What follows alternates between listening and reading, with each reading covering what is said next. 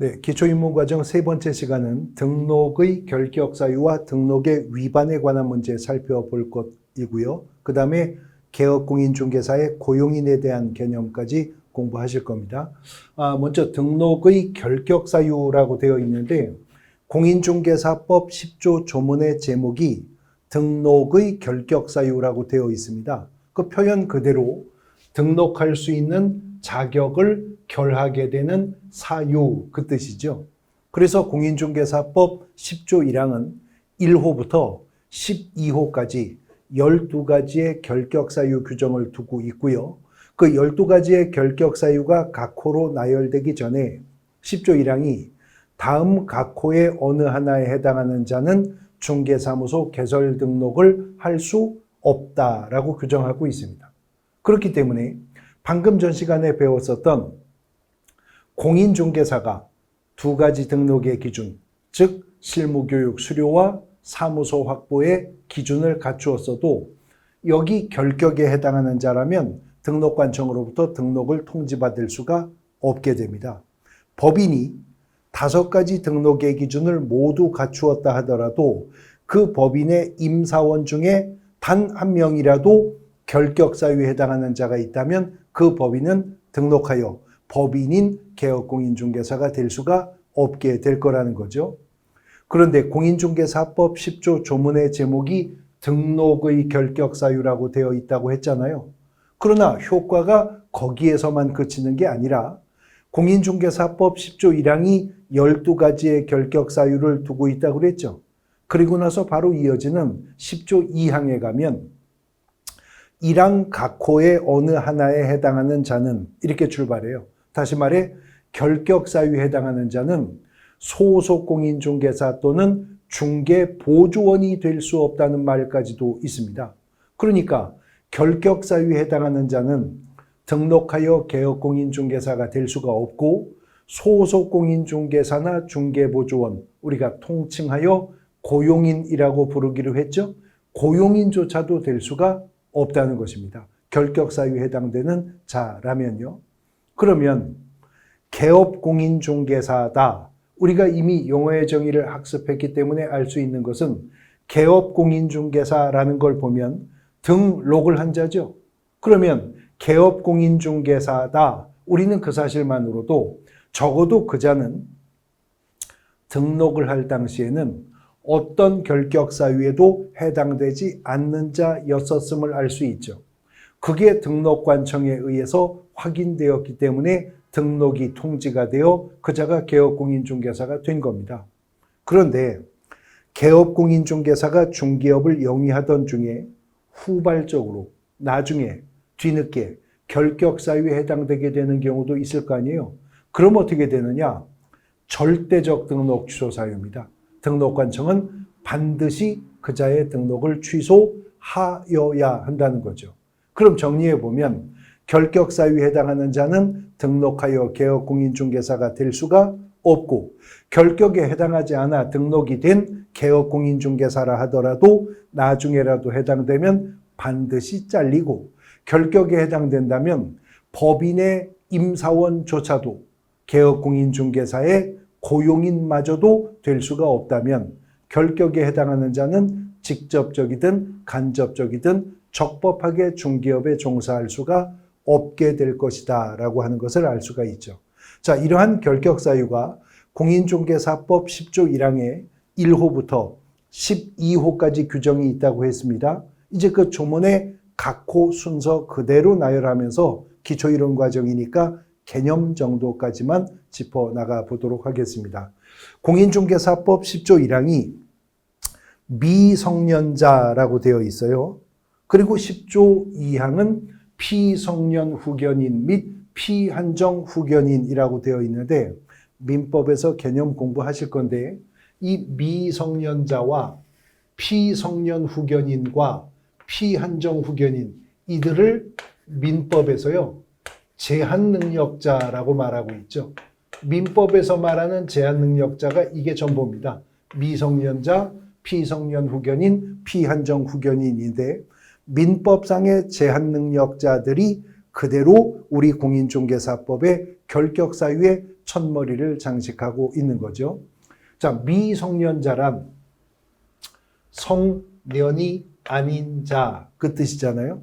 근데 우리 민법이 만 19세로 성년이 된다라고 했으니까 19세에 달하지 아니한 자, 19살 안 된 자, 미성년자입니다. 그리고 공인중개사법상 결격에 속하죠.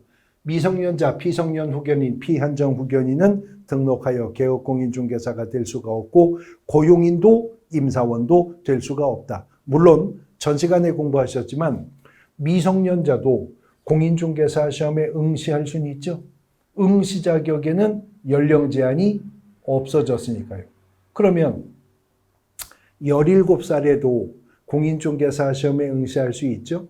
합격하면 공인중개사가 될 수가 있어요. 그러나 17에 공인중개사 자격을 취득했어도 2년은 기다려야 성년기에 달해야 등록하여 개업공인중개사가 되든가 소속공인중개사가 되든가 중개법인의 임원 또는 무한책임사원이 될 수가 있다는 거죠.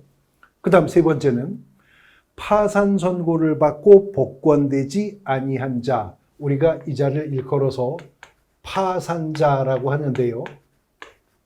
지금 말하는 이 파산자라고 하는 것은 어떤 분이 경제적으로 완전히 파탄을 해서 자기가 가지고 있는 재산으로는 채무를 변제할 능력이 없게 되었을 때 이른바 채무자 회생 및 파산에 관한 법률의 절차에 의해서 법원으로부터 파산 선고를 받게 되면 그 자는 후일 복권 결정되기 전까지 파산자가 됩니다. 이러한 파산자는 공인중개사법상 결격사유자로서 개업공인중개사도 고용인도 법인의 임사원도 될 수가 없게 된다는 거죠. 이어지는 네 번째와 다섯 번째 결격사유는 조문의 문장의 출발이 동일합니다. 금고 이상의 실형, 금고 이상의 형, 똑같은 표현으로 출발하죠. 지금 금고 이상의 실형, 금고 이상의 형이라고 말할 때 이 형이라고 하는 것은 형법상의 형벌을 말하는 거예요. 그런데 대한민국 형법은 9가지의 형벌을 규정하고 있습니다. 근데 그 중에 우리 공인중개사법은 금고 이상의 형만 결격에 속할 것이다 라고 범위를 한정하고 있는 건지, 금고 이상의 형이라고 하는 것은 가장 중하고 무거운 형벌이 사형이죠. 사형 다음으로 무거운 형벌이 징역이라는 형벌이 있고요. 징역 다음으로 무거운 형벌이 금고입니다.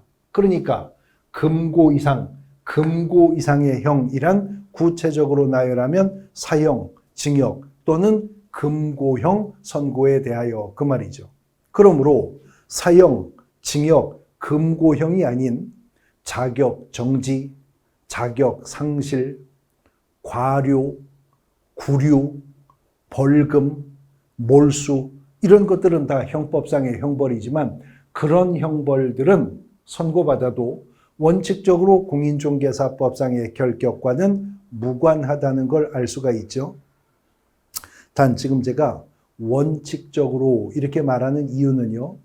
형법상의 형벌 중에는 벌금이라는 형벌도 있잖아요. 그러나 벌금도 형법상의 벌이지만 금고 이상의 형벌이 아니기 때문에 벌금형 선고는 공인중개사법상 결격사유에 해당하지 않는 것이 원칙입니다.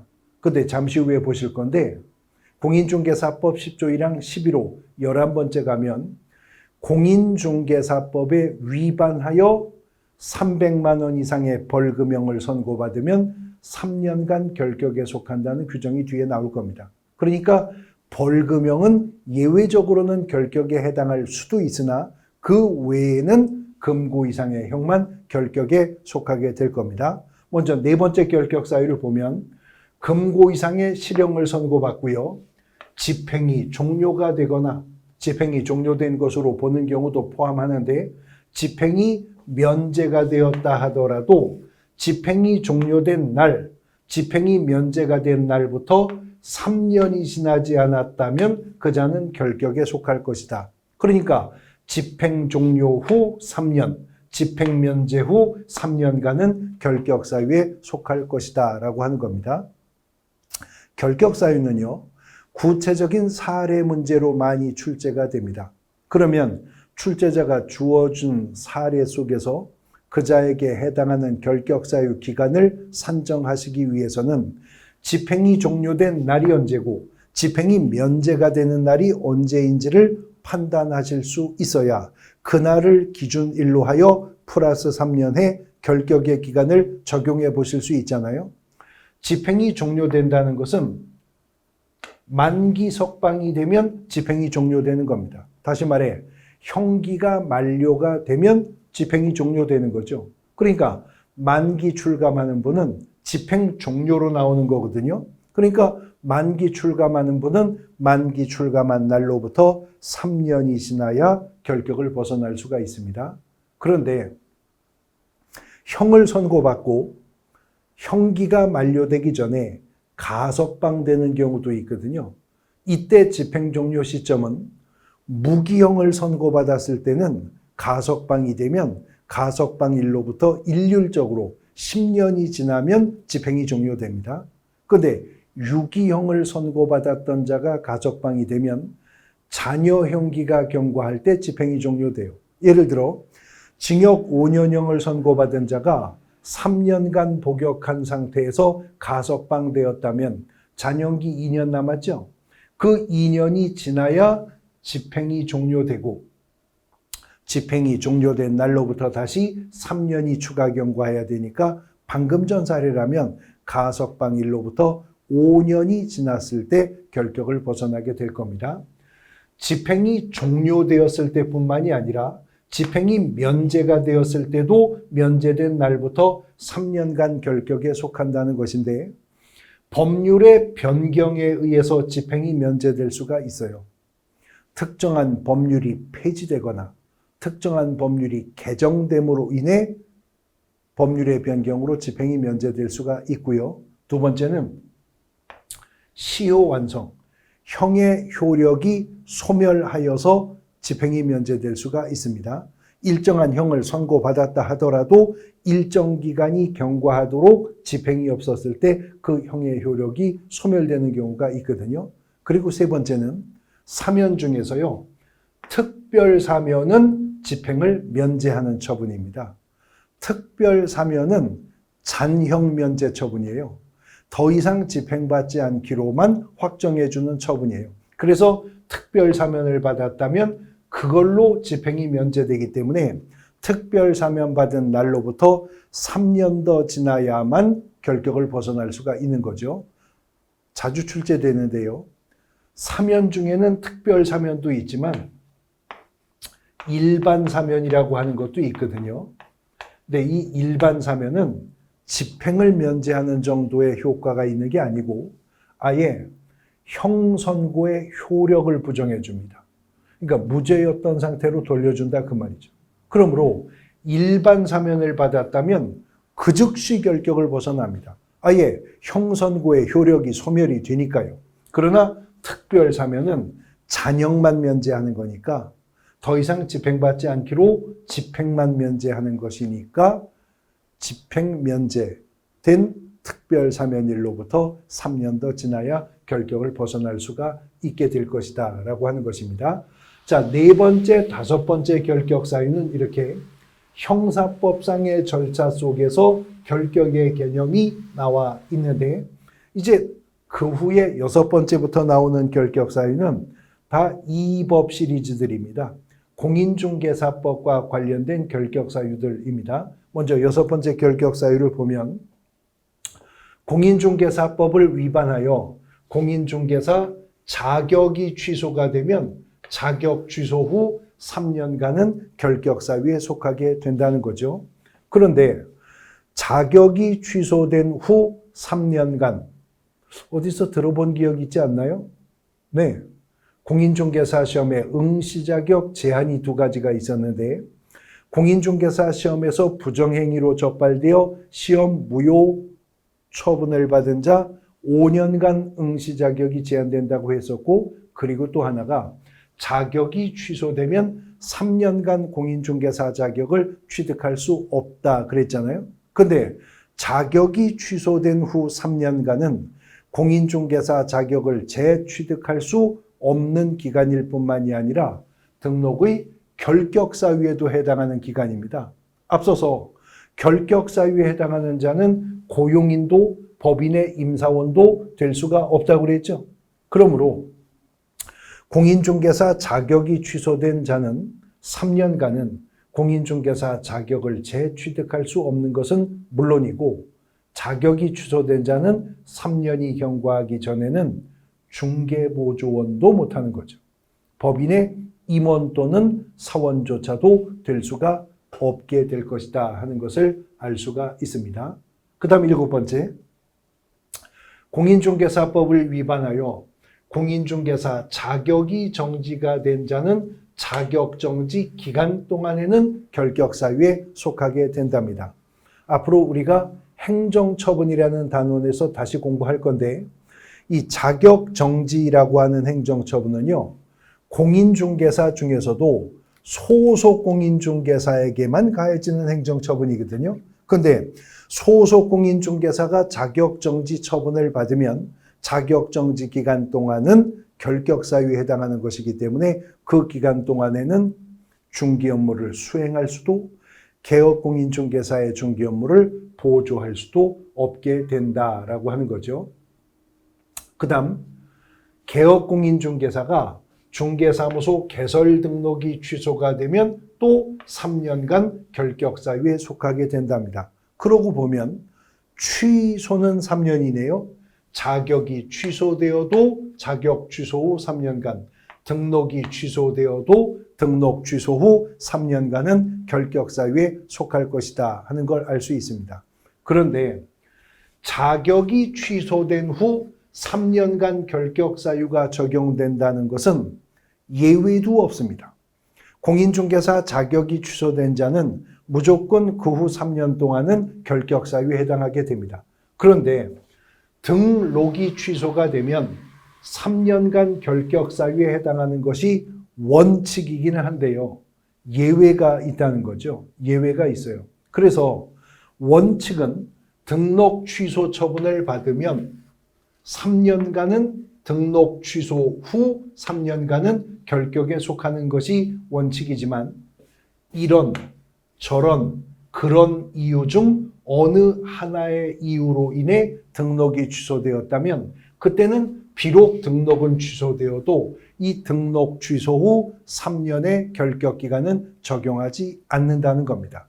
그 세 가지 예외를 보시면, 첫 번째는 개인인 개업공인중개사가 사망하거나 법인인 개업공인중개사가 해산하면 이것은 절대적 등록 취소 사유 중 첫 번째 사유입니다.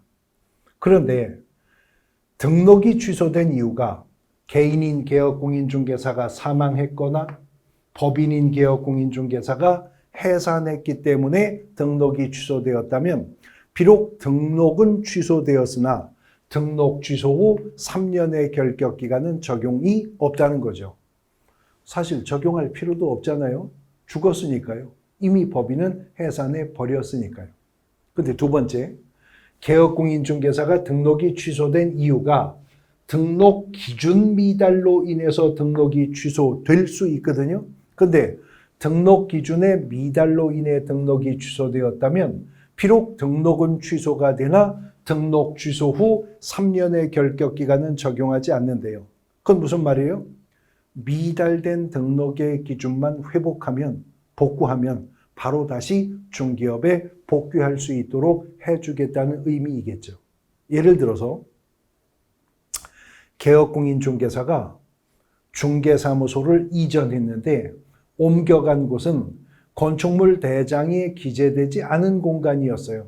그럼 거기로 중개사무소를 이전했다면 건축물 대장에 기재된 공간을 확보해야 된다는 등록 기준이 미달됐죠.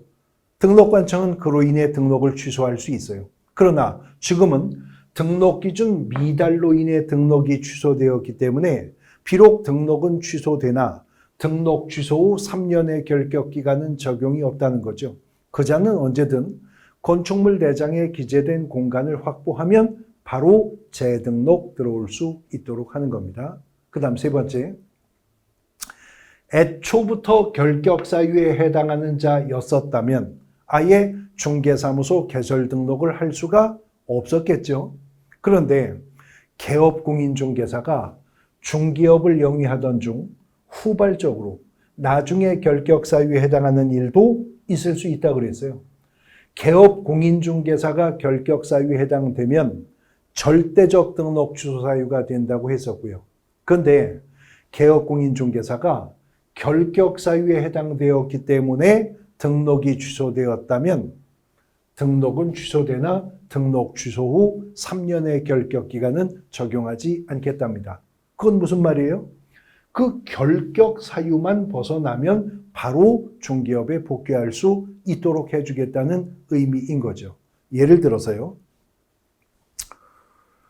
공인중개사인 개업공인중개사가 중개업을 영위하다가 무리한 사업 확장의 결과로 도산하여 파산 선고를 받았답니다. 그러면 결격 사유에 해당되잖아요. 그러면 개업공인중개사가 결격 사유에 해당되었으니 등록관청은 반드시 등록을 취소해야죠. 근데 지금 왜 등록을 취소했죠? 파산 선고를 받아 결격 사유가 해당된 원인 때문에 등록이 취소됐죠. 그러면 이 등록 취소 후에 3년은 적용이 없다는 거죠. 그러니까 이 3년이 경과하지 않아도 그자는 언제나 복권 결정만 받으면 결격을 벗어나게 되니까 바로 재등록해 들어올 수 있다는 겁니다. 등록이 취소가 되면 3년간 결격 사유에 해당되는 것이 원칙이지만 이런 저런 그런 이유로 인해 등록이 취소되었을 때만큼은 등록 취소 후 3년의 결격 기간은 적용하지 않겠답니다. 그럼 이를 반대 해석하면 이런 저런 그런 이유가 아닌 이유로 등록이 취소되었을 때는 등록 취소 후 3년간 결격 사유가 적용이 된다라는 말이기도 하죠. 근데 이제 적용이 되는 경우에 유의하셔야 될 부분인데요. 폐업 후 재등록한 개업공인중개사가 폐업 신고 전에 위반 행위를 사유로 등록이 취소되면 등록 취소된 날로부터 3년에서 폐업 신고한 날로부터 재등록을 한 날까지의 기간, 이걸 폐업 기간이라고 하는데 폐업 기간을 공제한 기간만 결격 사유를 적용한답니다. 자, 이게 무슨 말이냐면 공인중개사법에는 뒤에서 공부하실 건데 행정상 제재 처분 효과의 승계라고 하는 규정이 있습니다. 어떤 내용이냐면 개업공인중개사가 중개업을 하다가 폐업 신고했는데 이 폐업 신고한 자가 다시 개설 등록을 하면 재등록을 하면 이자는 폐업 전 개업공인중개사의 지위를 그대로 승계받는다는 거죠. 그러므로 재등록한 개업공인중개사는 재등록한 이후에 이 법 위반 행위는 물론이고 폐업 전에 했었던 위반 행위가 뒤늦게 적발되면 그 위반 행위로도 행정처분을 받을 수가 있다는 겁니다. 그런데 재등록 개업 공인중개사가 폐업 전에 한 위반 행위 때문에 등록 취소 처분을 받았다면 그때는 등록 취소 후 3년에서 폐업 기간을 빼준다는 거죠. 폐업한 기간은 결격 사유 기간에서 빼준다는 겁니다. 그러니까 예를 들어서요.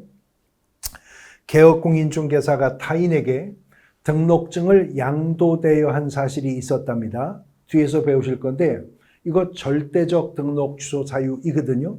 근데 등록증을 양도되어 한 적이 있었는데 적발되기 전에 용케 폐업 신고했대요. 근데 이자가 폐업 후 1년간 집에서 놀다가 1년 후에 재등록을 했다는 거죠. 근데 재등록을 한 후에 왕년에 등록증 양도되어 했었던 사실이 적발되었습니다. 재등록 개업공인중개사는 폐업 전 개업공인중개사의 지위를 승계받기 때문에 폐업 전에 한 그 위반 행위로 등록이 취소되게 됩니다. 그런데 등록이 취소가 되면 3년간 결격에 속하지만 폐업을 1년 했었죠. 그럼 3년에서 1년은 빼준다는 거죠. 그러니까 방금 전 사례는 등록 취소 후 2년간만 결격 사유에 해당되게 될 것이다 라고 하는 것입니다. 그 다음 개업공인중개사가 공인중개사법 위반으로 업무정지 처분을 받으면 업무정지 기간 중에 폐업을 했다 하더라도 잔여 업무정지 기간은 결격에 속한다는 게 9번째 결격 사유입니다. 그러니까 예를 들어서 개업공인중개사가 등록관청으로부터 업무정지 5개월 행정처분을 받았어요. 근데 업무정지 처분을 받은 자도 업무정지 기간 중에 폐업은 할 수 있어요. 내가 그만둔다는데 말릴 수가 없잖아요. 그러나 폐업을 했다면 나머지 기간은 결격사유 기간이 된다. 그러니까 5개월의 업무정지 처분을 받은 자가 업무정지 처분받자마자 2달 만에 폐업을 했다. 폐업은 가능하다 그랬죠. 근데 폐업을 했어도 나머지 3달은 결격사유 기간이 되기 때문에 그 3달이 지나기 전에는 재등록도 할 수 없고 고용인도 중개법인의 임사원도 될 수가 없다는 거죠. 근데 만일 이런 업무정지 처분이 법인인 개업공인중개사에게 내려졌을 때 업무정지 처분의 효과가 그 법인에게만 피상적으로 미친다면 행정처분은 위화력이 없을 겁니다. 그러니까 10번째 결격사유를 마련한 건데 10번째 결격사유는 공인중개사법을 위반해서 업무정지 처분을 받은 개업공인중개사인 법인이요. 법인의 업무정지 사유가 발생할 당시 임원 또는 사원이었던 자는 그 법인이 받은 업무정지 기간 동안은 결격사유가 된다는 것이죠. 여기서 유의하셔야 될 것은 법인인 개업공인중개사가 업무정지 처분을 받을 당시에 임사원이 그렇다는 게 아니라 업무정지 사유가 발생할 당시에 임원 또는 사원이었던 자는 법인이 업무정지 처분을 받으면 그 업무정지 기간 동안 결격사유에 속하게 될 것이다. 처분받을 당시가 아니라 위반 사유가 발생할 당시에 임사원이었던 자가 업무정지 기간 동안 결격에 속하게 된다는 거죠. 그 다음 앞서 잠깐 언급을 했었던 사례가 이제 11번째 사례입니다.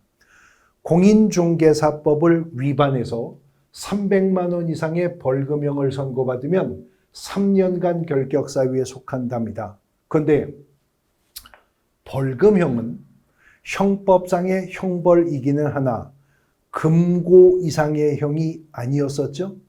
그러므로 벌금형은 사형, 징역, 금고형과는 달리 결격사유와는 무관한 것이 원칙입니다. 그러나 벌금형을 선고받았다 하더라도 그것이 공인중개사법 위반 사건이었고요.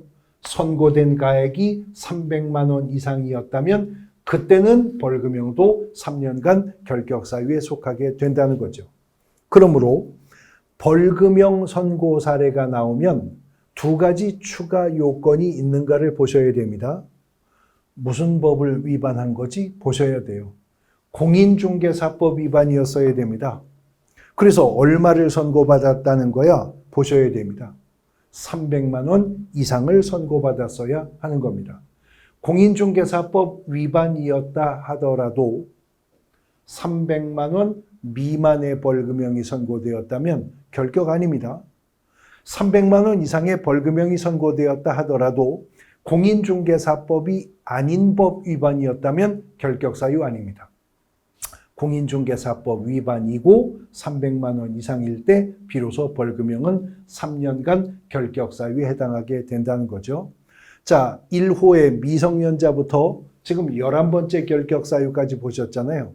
근데 법인의 경우에는 그 법인의 임원이나 무한책임사원 중에 결격사유 중 어느 하나에 해당하는 자가 있다면 그 임사원 때문에 임사원이 속한 법인이 결격사유에 속하는 것으로 본다. 임사원 중에 한 명이라도 결격에 해당하는 자가 있으면 그 임원 때문에 그 무한책임사원 때문에 그 법인은 결격에 속하는 것으로 보겠다는 거죠. 그런데 개업공인중개사가 결격사유에 해당이 되면 절대적 등록 취소 사유가 된다고 말씀드렸죠. 근데 이때만큼은 법인이 결격을 벗어날 수 있는 길을 하나 열어두었어요. 2개월 이내에 문제를 해소하면 됩니다. 그러니까 법인인 개업공인중개사가 중개업을 영위하던 중에 소속 임원 하나가 결격사유에 해당되었다. 이때 법인이 2달 안에 임원을 개임 조치하면, 바꾸어버리면, 그 임원 빼내고 새로운 임원 집어넣으면 해소되었죠. 2개월 이내에 해소하면 법인은 결격을 벗어나고 등록 취소 처분을 면할 수가 있게 될 것이다 하는 것입니다. 공인중개사법 10조 1항이 정하고 있는 12가지 등록의 결격 사유의 기초 이론에 묶어서 정리를 해 보셨고요. 자, 이제 공인중개사법의 등록의 위반은 어떤 유형이 있고 거기에 어떤 제재가 가해지는가라고 하는 부분을 살펴보는데, 공인중개사법상의 등록은요, 그 법적 성격이 대인적이면서도 일신전속적인 속성을 갖습니다. 이 일신전속한다는 말은 이전성이 없다 그 말입니다. 양도하거나 대여하거나 상속할 수 있는 속성을 가지고 있지 않다는 거죠. 그렇기 때문에 공인중개사법은 12조를 통해서 이중 등록을 금지합니다. 그래서 이중 등록을 한 개업공인중개사는 반드시 등록이 취소가 되고 형벌도 1년 이하의 징역 또는 1,000만 원 이하의 벌금형의 대상이 될 것입니다. 그런데 이러한 이중 등록 위반을 편법적으로 위반할 소지가 있기 때문에 동조 12조는 2항에서 이중소속까지도 제한하여 금지하는 거예요. 이중소속이라고 하는 것은 개업공인중개사, 소속공인중개사, 중개보조원, 법인의 임원 또는 사원인 자가 동시에 그 직을 유지하고 있으면서 다른 개업공인중개사의 소속공인중개사, 중개보조원 또는 법인의 임원 또는 사원이 되는 것을 이중소속이라고 하는데, 공인중개사법은 이중 등록을 했든 이중 소속을 했든 등록의 일신전속적 속성을 위반했기 때문에 개업공인중개사라면 둘 다 절대적 등록 취소 사유이고요. 행정형벌은 1년 이하의 징역 또는 1,000만 원 이하의 벌금형으로 처벌을 할 것입니다. 그 다음, 등록이 일신전속적인 성격을 갖는다는 것은 이전성이 없다고 말씀드렸죠. 그러므로 등록증 양도대여 행위도 공인중개사법은 금지를 하는데, 자격증 양도대여도 그렇겠지만 양도대여라는 것은요, 손뼉도 마주쳐야 소리가 난다고, 양도대여는 한 자가 있다면 받은 자도 있겠죠. 그러면 등록증 양도대여를 한 자가 나빠요? 받은 자가 나빠요? 둘 다 나쁘잖아요. 그러니까 등록증 양도대여는 한 자도 받은 자도 형벌은 똑같이 1년 이하의 징역 또는 1,000만 원 이하의 벌금형으로 처벌이 될 거예요. 그리고 등록증 양도대여를 한 자는 절대적 등록 취소 사유, 반드시 등록도 취소되게 될 겁니다. 자, 그런데 등록은 중개업을 영위하기 위한 적법 요건이죠. 그래서 아예 등록을 안 하고 중개업을 하는 자는 공인중개사법이 규정하고 있는 가장 무거운 형벌 3년 이하의 징역 또는 3,000만 원 이하의 벌금형으로 처벌이 됩니다. 그런데 무등록 중개업이란 무등록 상태에서 중개업을 한 행위가 되는 거죠. 그럼 무등록이 무엇이냐 하는 건데, 등록하지 않은 거 무등록이죠. 근데 그것만 무등록이 아니라 적법하고 유효한 등록을 했었는데 등록의 효력이 소멸되면 그자도 무등록 상태로 돌아가는 겁니다. 공인중개사법상 등록의 효력이 소멸되는 사유는 3가지가 있어요. 첫 번째, 개인인 개업공인중개사가 사망하거나 법인인 개업공인중개사가 해산하면 등록의 효력은 소멸합니다. 그 다음에 등록관청으로부터 등록 취소 처분을 받게 되면 등록의 효력은 소멸합니다. 마지막으로 개업공인중개사가 스스로 그만하겠다고 폐업 신고하면 폐업 신고 수리되는 순간 등록의 효력은 소멸합니다. 이미 등록의 효력이 소멸했는데도 중개업을 했다면 아예 등록하지 않고 중개업을 한 자와 마찬가지로 무등록 중개업을 한 자가 된다 하는 거죠. 그러니까 등록관청으로부터 등록 취소 처분을 받았는데도 등록 취소 처분 이후에 중개업을 했다. 무등록 중개업자가 됩니다. 자기가 그만하겠다고 등록관청에 폐업 신고해서 폐업 신고가 수리가 되었는데도 그 후에 중개업을 더했다. 이것도 무등록 중개업자가 되는 거죠. 무등록 중개업자는 3년 이하의 징역 또는 3천만 원 이하의 벌금형의 대상이 될 것입니다. 자, 등록의 결격 사유에 대해서 보셨고요. 그 다음에 등록의 대표적인 위반 행위와 그 효과에 대해서 짚어보셨습니다. 이제 이어지는 단어는 개업공인중개사의 고용인이라고 하는 단원입니다. 우리가 앞서서 공인중개사법 2조가 정의한 6개의 용어의 정의를 공부했었는데 6개의 용어의 정의 중에서 고용인이라고 하는 용어의 정의는 없었어요. 그러나 소속공인중개사라는 용어의 정의가 있었고 중개보조원이라는 용어의 정의도 있었죠. 근데 공인중개사법이 소속공인중개사와 중개보조원을 통칭하여서 고용인이라고 부른다고 했었습니다. 그러면 고용인의 개념은 공인중개사법 2조 5호의 소속공인중개사와 2조 6호의 중개보조원의 개별적 용어의 정의에서 공통분모를 추출하면 고용인이 되겠죠.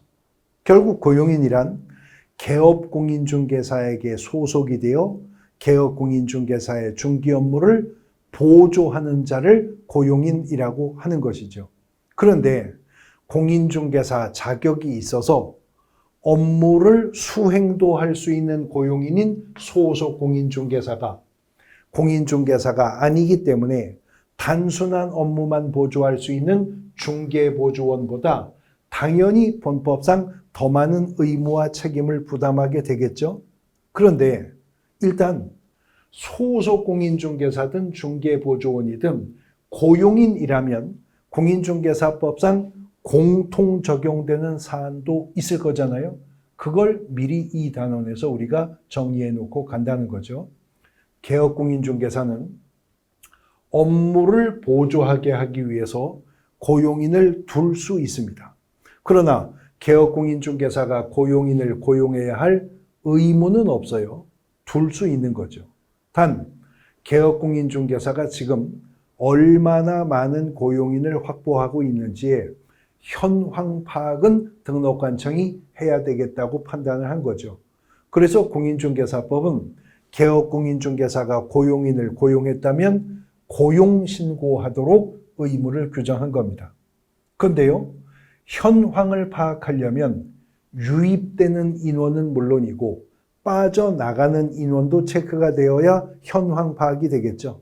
그래서 고용인을 고용했을 때는 고용신고해야 되고 고용관계가 종료가 되면 고용관계 종료 사실도 개업공인중개사가 등록관청에 신고하도록 하고 있습니다.